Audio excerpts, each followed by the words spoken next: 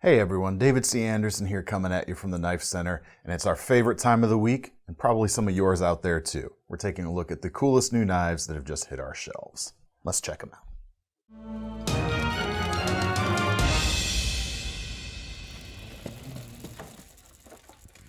Alright, first up this week, handful of new exclusives to show you from ArtisanCutlery. New versions of the Centauri, now with a new handle material, not just for us, but also for ArtisanCutlery. Denim Micarta. A couple companies out there use this, but like I said, first time for Artisan. And it worked really well on these particular blades, I have to say. Or handles, I guess. I've seen a knife blade made out of Micarta, but it was... Didn't last very long? You know, it was a little ragged. Cool looking handles here though, in any case.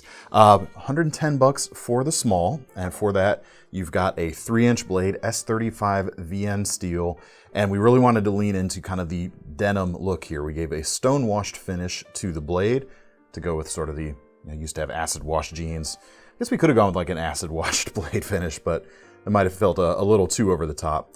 And then, you've got the little brass buttons and stuff on your blue jeans. We've got kind of that gold color on the pivot ring and on the milled titanium pocket clip as well.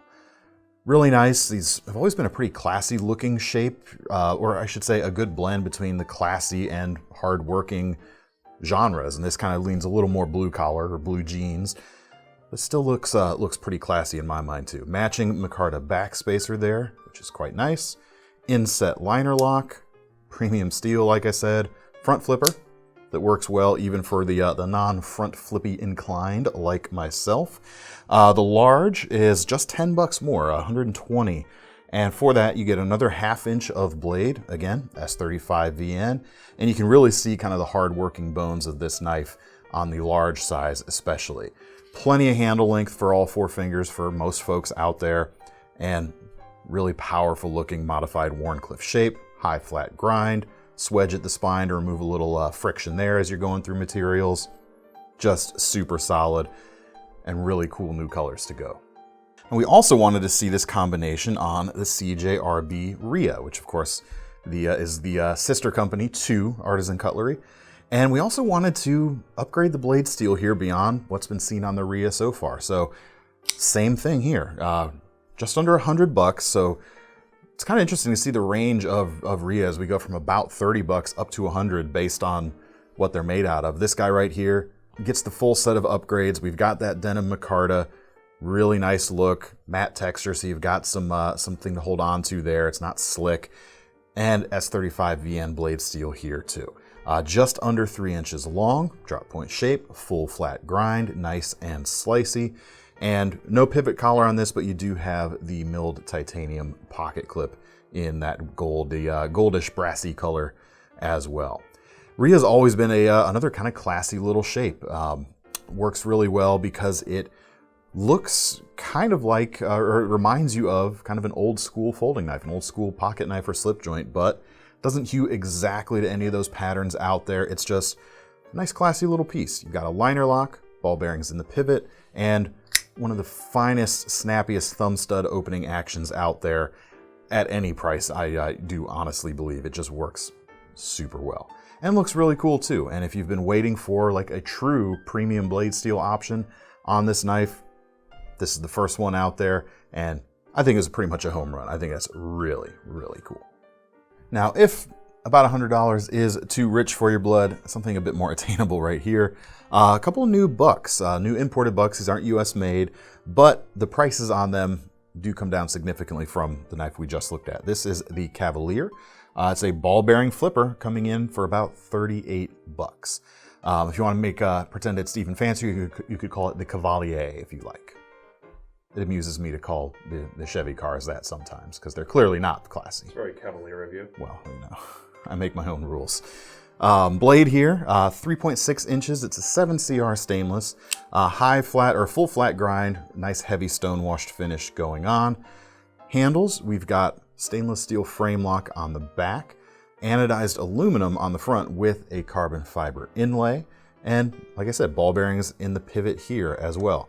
So flipping action, quite nice. Really good cutting profile to the blade. It gives a little bit maybe of a slightly beefier alternative to something like the CEO Flipper from CRKT. It's about the same price too, a few bucks less. It gives you a little bit more reach than that knife and a little bit more girth in the handle as well. Not a deep carry pocket clip though like that knife, but you do have a fairly robust steel clip here on the side. Now, despite some of those little touches that make it a little bit more robust than the CEO Flipper, still a nice gentlemanly look to the knife. It could make an executive knife option for you there if you need to stick on a budget. All right, next up is the Buck HiLine, a cleaver shaped flipper. Although I'd say it's even a little bit more like a straight razor style of blade shape, even more so than the cleaver aspect. 38 bucks here, ball bearing flipper with D2 steel on this. So definitely a step up edge retention wise versus the knife we just looked at. Pretty cool blade shape. It's got a hint of curve to it. I actually really like the line going on here. You've got a hollow grind, so even though the blade is a little bit on the thicker side, you've got it thin enough behind the edge, and it kind of leans into that straight razor vibe a little bit too. Similarly to the previous knife, we have a stainless steel frame lock, stone washed finish, matching the stone wash on the blade. On the front side, anodized aluminum again, so it's not as heavy as the steel, mitigates it a little bit. And then you've got a G10 inlay on either side that has a nice raised contour to it. Makes it pretty comfortable feeling in the hand, makes the whole handle feel like it's contoured a little bit more than it is. And some nice looking, kind of copper accented touches on the back spacer and the hardware and pivot as well. As far as the action, like I said, we've got a frame lock and we've got ball bearings in the pivot. You could do this two-handed. You've got essentially a little cleaver hole here at the end with, I guess we wouldn't really call that a fuller, but a little milled out, speed line or something on either side of the hole. So, it goes a little faster that way. That works really well, but the flipping action also quite good. You've got a choil there up at the front, about 3¼ inches of blade, but you can choke up a little bit. Even with my slightly fatter than average fingers, it works pretty well. Now, one thing I'm not a super big fan of is the pocket clip here. It is deep carry, which I like, but it's pretty shallow. You're gonna have to make sure you're wearing pretty thin pants actually for this to work pretty well. Some of the thicker jeans out there might struggle with this a bit. All right, next up we've got a new brand here at the Knife Center, and that is Skyraider knives with their SRK-1 model, which despite these being the same model, they're pretty different as you can see. Essentially, you've got the same handle shape between these two knives, and you can get that handle with or without the ring, and you can get it in two different blade shapes. I'll start with the Skinner profile here. These guys without the ring start just under 200 bucks, about 195, and with that, you're getting a blade about 2.8 inches or 2.9 inches long, A2 tool steel here, so very tough stuff. And you're getting aluminum handle scales. This one here is decorated with kind of an aerospace theme to it. And then of course this is the ringed version, and all the edges are chamfered over, so they're gonna be pretty comfortable. But the rest of the handle, not quite as comfortable to bare hands because they wanted to give you a lot of grip with these prominent ridges, which kind of goes to, or speaks to me at least, to the mission of this knife, which is not necessarily like an efficient daily cutter, because you've got really thick steel here, but this truly is, or truly feels intended as an actual tactical option. The steel there is very tough and very thick, so it is very strong. That thickness continues onto the blade, and you've got a hollow grind on it there. Brings the edge down, so the thickness behind the edge is not too bad. It's not super thick there, but it is gonna wedge out pretty quickly, which, like I said, not so much a slicer, but gonna be pretty devastating in the right hands for sure. So that's the SRK-1 Skinner, and then we've also got the SRK-1 Banshee, which same handle, available with or without the ring, and you've got a compound ground tanto blade here. Same deal, we've got A2 steel, just over 3 inches. We're about 3.2 or thereabouts. So a little more length, a little bit pokier, I'd say. Flat ground here at the tip to keep it a little stronger, and hollow ground here at the back to keep it a little slicier. But again, that's all being relative because again, we still have the same Nice thick steel in this case. Prices on these are a little bit more. They start at about $260 rather than just under $200 on the Skinner. Really nice feel if you're gonna use this as a kind of daily cutter. I think the one without the ring is definitely the better option. Where that ring would be, my pinky finger sits there quite naturally. You have pretty good control over it, even without the ring there. So not to be discounted as a tactical option either. So the sheaths on these guys are Kydex. Nice positive retention. Now, interestingly, you'll see here at the top of the sheath what looks almost like it's shaped like a bottle opener. That's not quite the case, however. At first I was a little puzzled as to why they did that, but it makes sense when you go to retract the blade. I'll show you the blade again first. Because you have this prominent kind of upsweep here, or this prominent ridge at the back, it needs essentially a little bit of an open back on the Kydex to help retract it or to help extract it from the sheath. Otherwise, it could get gummed up real easy, especially with the thickness here. This little tab gives you something to push off against with your thumb. It's even kind of radiused quite nicely for your thumb to rest there. So it's going to work pretty well at that sort of thing. As far as attachment hardware, you do get a nice clip in the pocket with some attachment screws, or what's the word I'm looking for?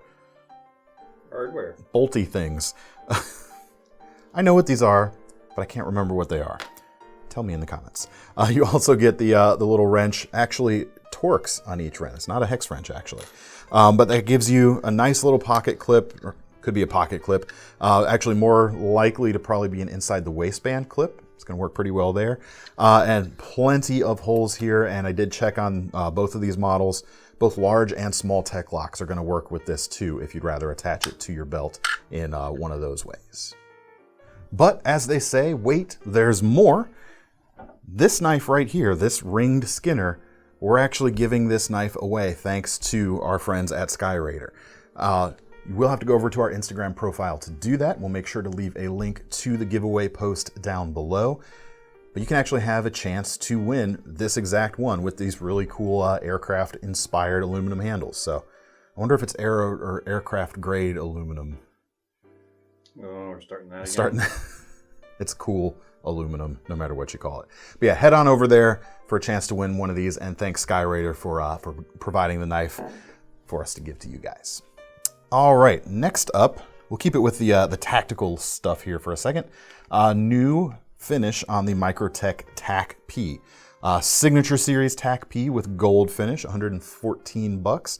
And if you look here on the inside, it might look at first like there's a little scratch through the gold finish there, but that's actually a tiny signature engraved alongside the serial number and everything else right there. Pretty cool tool. We've talked about these before. It's obviously intended as a self-defense device, but it's got a couple other uses to it to make it a little, make it a little useful for you, at least in terms of an EDC. The end itself, you can see it tapers down a little bit, and then it's flattened out here to a sharp edge. It gives you kind of a rudimentary knife. It's not going to be a slicer, but you could certainly open up packages or boxes with this. Boxes certainly is going to have no problem kind of popping the tape that you get on a lot of shipping boxes out there. You can use it as an ice pick, of course, if you're in food service or other similar uses to that. And a glass breaker there, glass breaker point anyway here at the back side with a little ball bearing going on. As far as the sheath, they're going to make it pretty easy to carry. You've got a Kydex with a faux carbon fiber look with an ulti clip as well. We'll keep the handle proud of your pocket, so it's going to be easy to grab onto when you need it. All right, next up we have a new Finch flipper. This is the Devil's Finger. Comes in about $129 right now. And a couple different colors. This is the red Micarta. Actually, they call it the Canyon Red Linen Micarta. Although I will say it looks a little more like canvas to me, but no matter. Has a really brilliant color, which is a little bit hard to get sometimes in Micarta. So I really dig that. And of course, over time, this is going to darken a little bit as well. You've got the luminous shield inlay there on the front with the Finch logo in it. And an interesting blade here. It's about just over 3 inches, 154 cms, 154 cm steel going on here. And as I was looking at this earlier, trying to describe how or decide how I would describe this blade shape, it's definitely a drop point, but the tip is below the center line. It's almost a hybrid of shapes, but then the name Devil's Finger right on the back of the blade, staring right back at me. That blade is like a little devil's finger right there. It is technically a drop point with the very acute tip just below the center line a little bit. So in a way, you can kind of use this drop point similarly that you might be able to use some modified Wharncliffes out there, but you do still have a good amount of belly going on. Really good for scoring, really good for piercing. It's gonna have some pretty decent slices too. We've got a mid-height flat grind with thin enough blade stock that it's not gonna get in its own way. Pocket clip is wire, almost deep carry. You got a little bit sticking up and you can reverse it as well. But I really like that nice classy wire clip. It's always a good look and also very easy on your pockets as well. Combined with a matte texture here that gives you some grip without giving you any sharp edges. Maybe your pockets won't suffer too much from this particular guy. Inset liner lock, ball bearings in the pivot, flipper tab for opening. That, of course, works very well.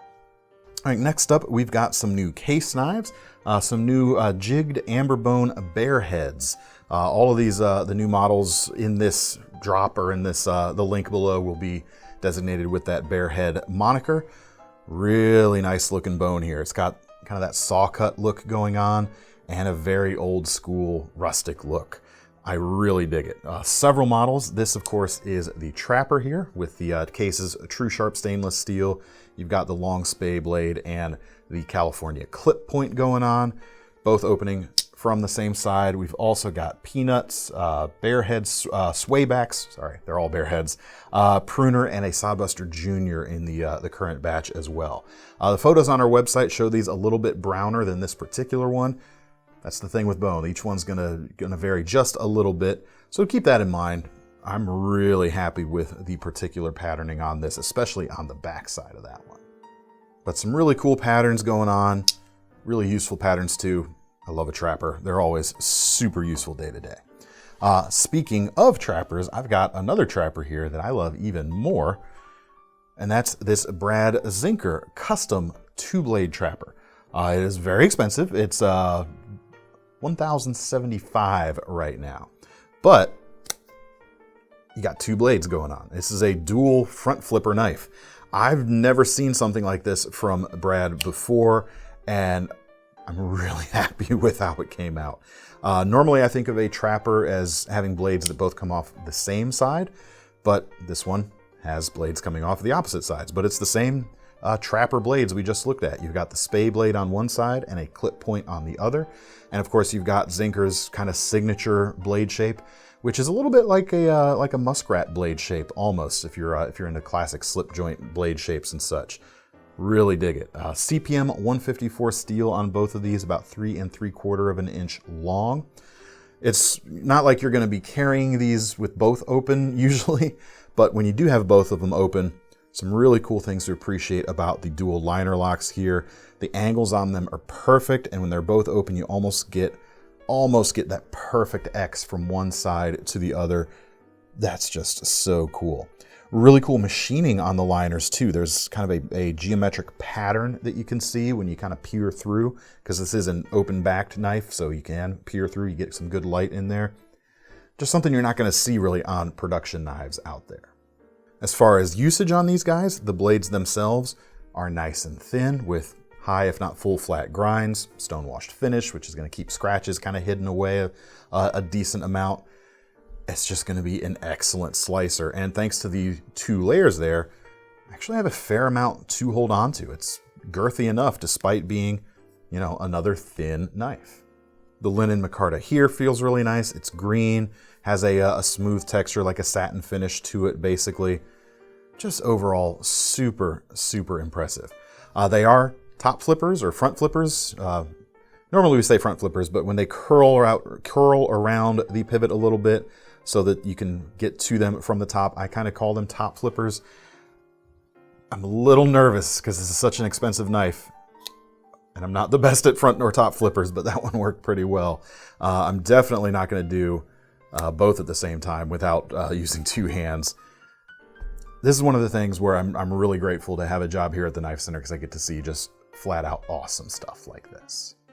All right, next up, we've got some knives from Mcusta that actually they went away for a while, but they're kind of being relaunched as new models now. We've got the Tactility and the Katana. Several variants of each available right now. And in addition to making some refinements in the construction techniques, I believe they've also kind of updated some of the pocket clips and hardware on some of the knives and just generally kept them current. The Tactility here comes in about $216. You've got a an ironwood handle here, actually. Even more premium. Really nice material. It's one of the most dense natural woods out there. Typically doesn't even need stabilization to be incredibly stable. And you still have kind of these signature scallops on the side that we've long seen on many Mcusta knives. Makes it feel very comfortable for a folder. Deep carry pocket clip, which is actually reversible, and there's some cool detailing going on there. It's not just simple folded metal, even though it is folded metal. Classes things up a bit, and being as it mounts from the back end of the knife, truly deep carry on either side, no matter which way you carry it. Kind of my favorite place to mount a deep carry pocket clip, personally. Blade steel itself is a VG10 core Damascus blade, so you get good performance and you get good looks by the Damascus cladding on either side of that high performance cutter at the core. And then for those of you who like a premium folder but don't like ball bearings, good news here. You've got washers in the pivot here, so they can stand up to some dustier, grittier environments, but they can still flick open very easily, as you can see. 3.68 inches on this particular blade, plenty to work with. Hollow ground, not super thick, not super slicey either, kind of a good middle ground, and a very piercy profile as well. The Katana is a little bit smaller and a little bit less expensive, $176 on this particular one, with a 3.5 inch blade with kind of a modified tanto shape. Same steel essentially. No, that's not true at all. Same steel at the core. We've got VG10, but we don't have Damascus cladding on the outside, but it is laminated. We've got that tougher steel on the outside. Now, because they didn't go with the Damascus here, they actually kind of helped it lean into its namesake, the Katana. Because of that line there, it can kind of mimic the traditional hamon that you would see on some of those katanas out there. And likewise, the detailing on the blade or on the handle itself. We've got aluminum with a couple of milled cutouts here that are anodized blue on this particular one that kind of call to mind a wrapped handle that a traditional katana would have. These kind of represent the spaces that would be left kind of peeking out through the traditional wrap on one of those fancy swords. Again, we've got a deep carry pocket clip here too, different from the last one, but it is reversible and it is mounted from the tail of the knife. Love that a lot. Actually, I really like that kind of look there. It looks a little bit different than most knife pocket clips I'm used to seeing. A little bit of more organic shape, I'd say, than some of the ones out there. Really dig that. Again, we've got a liner lock here. Again, we've got washers in the pivot, no ball bearings, but you can still pop the blade open with no trouble whatsoever. Really a cute blade profile too going on. Very, very piercy. A little bit more slicey maybe. Maybe not. Let me see. Let's make a judgment here. Probably about the same sliciness between these two guys here. But the slightly shorter blade is going to feel even a little more agile in use. All right, next up, we've got a new multi-tool from Maserin. This is the D-Dut, or D-Dut.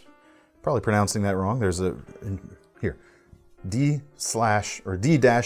I'm sure there's an Italian pronunciation out there that someone can help us with. Interesting little guy here. We've got, for about $84, we've got a 2.6 inch blade. It's a 440C, I want to say. Yeah, 440C stainless with a stone-washed finish going on. I almost said a stain-washed finish. How would that work? Very strangely. It's a stone-washed finish. You can get it in green aluminum or black aluminum at this time.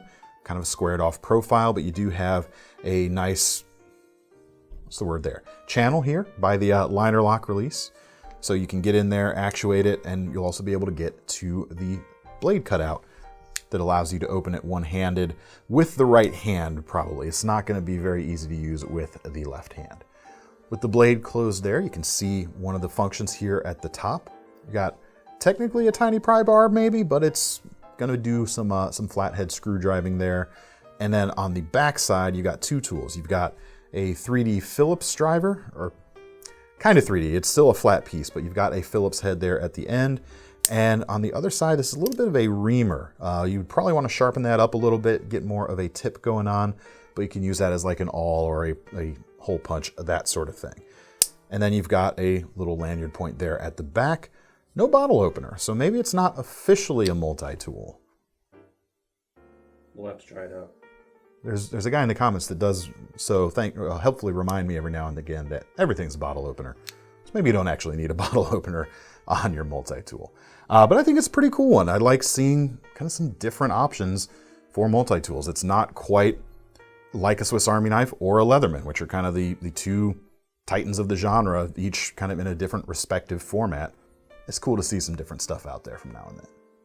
All right, next up, we've got some new scales from MetonBoss for the Paramilitary 2 from Spyderco and the Benchmade Bugout.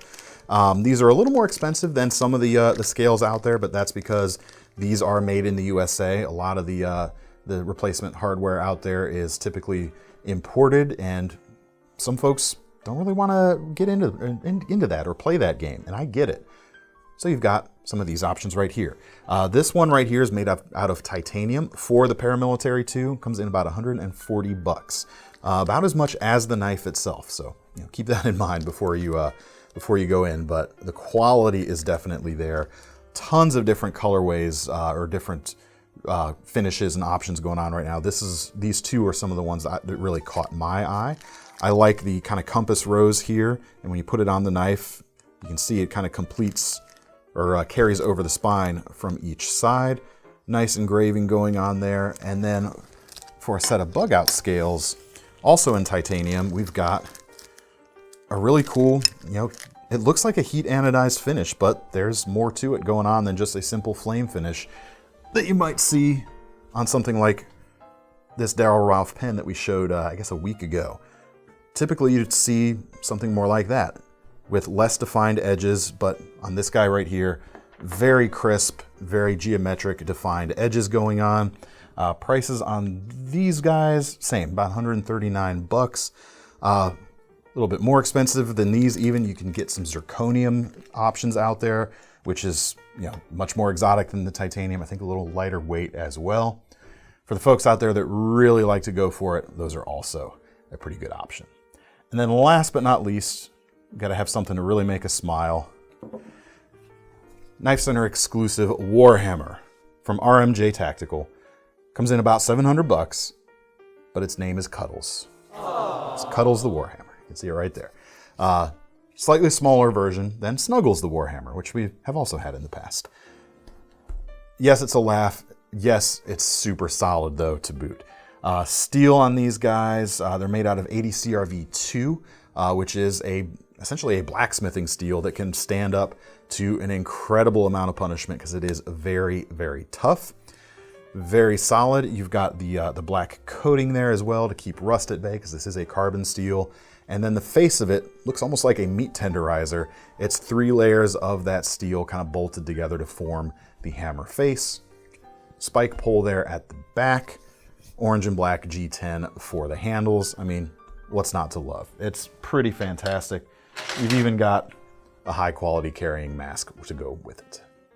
All right, that's all I've got time to show you today. Make sure to let me know your favorites down in the comments. And if you want to get your hands on any of them, we will leave links in the description to take you over to KnifeCenter.com. Make sure you sign up for our Knife Rewards program while you're there, because if you're going to put your money down on one of these new knives, you can at least earn some free money to spend on your next order. I'm David C. Anderson from the Knife Center signing off. See you next time.